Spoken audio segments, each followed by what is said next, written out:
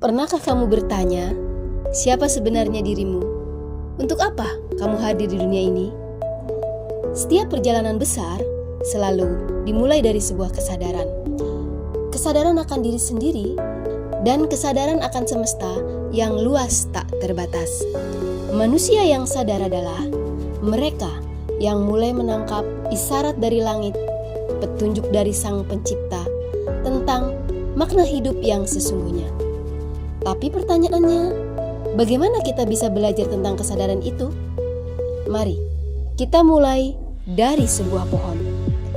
Setiap pohon yang baik selalu berasal dari benih yang unggul. Ia tidak tumbuh sembarangan. Benih itu dipilih, ditanam di tanah yang subur, dirawat dengan penuh kesabaran dan harapan. Ia tak langsung menjulang tinggi, bukan dalam semalam, bukan dalam seminggu. Ia menunggu, menembus tanah, menghujamkan akar. Akar itu masuk semakin dalam, semakin kuat. Barulah tumbuh batang yang kokoh, lalu perlahan menjulang ke langit. Muncul cabang, daun, dan buah. Dan buah itulah yang menjadi kehidupan bagi sekelilingnya, memberi manfaat bahkan kepada mereka yang tak pernah mengenalnya. Pohon yang baik bukan pohon yang dibiarkan. Ia disiram, dipupuk, dijaga dari hama, tidak kekurangan, tidak pula berlebihan. Semuanya seimbang. Itulah hukum alam, itulah hukum kehidupan. Dan pohon secara fitrah tunduk patuh pada hukum itu. Sekarang mari kita melihat diri kita sendiri.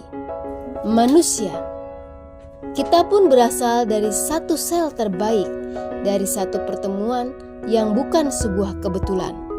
Tumbuh dalam rahim ibu selama 9 bulan 10 hari, lahir ke dunia dalam ketidaktahuan.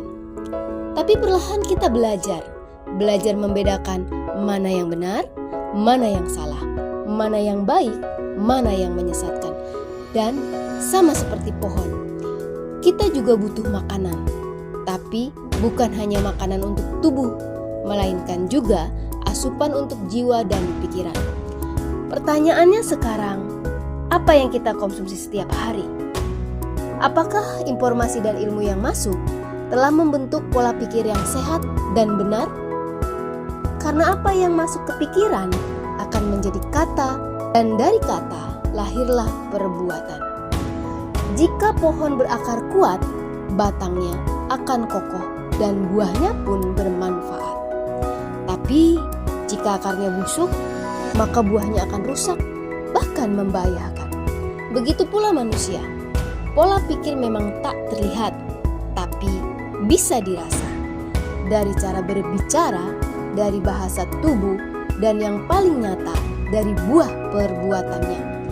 Akar tak tampak, tapi batang dan buah tak bisa disembunyikan. Sekarang, mari kita bertanya pada diri sendiri. Apakah pikiran, kata, dan perbuatan kita sudah selaras? Atau masih ada celah kosong, ketimpangan, atau kepalsuan? Satu hal yang pasti, akar mangga tak akan pernah berbuah durian. Akar yang jujur akan melahirkan buah yang tulus. Jadilah manusia yang selaras, pikiran yang mengikuti kehendak ilahi, kata-kata yang mencerminkan isi pikiran, dan perbuatan yang menjadi karya nyata yang memberi kehidupan. Demikianlah fitrah manusia, pikirannya, ucapannya, tindakannya senantiasa terarah untuk tunduk patuh pada hukum Tuhan. Mari belajar dari pohon. Jadilah seperti pohon.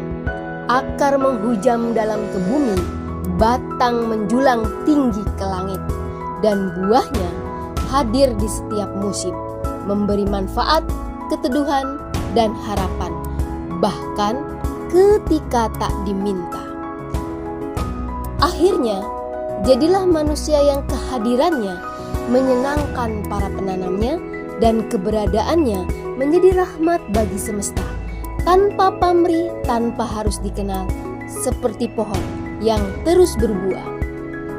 Di video berikutnya kita akan menyelami lebih dalam, menelusuri sejarah peradaban manusia, melihat esensi dari sebuah pohon. Pohon yang tak tumbuh di timur dan tak pula di barat. Pohon yang mewakili nilai-nilai abadi dari Ilahi yang membentuk manusia berwawasan luas, bertubuh kuat, sesuai dengan kehendak Sang Kholik. Like, subscribe, dan share jika video ini menginspirasi, karena mungkin seseorang di luar sana sedang menunggu cahaya dari pohon yang kamu tumbuhkan hari ini.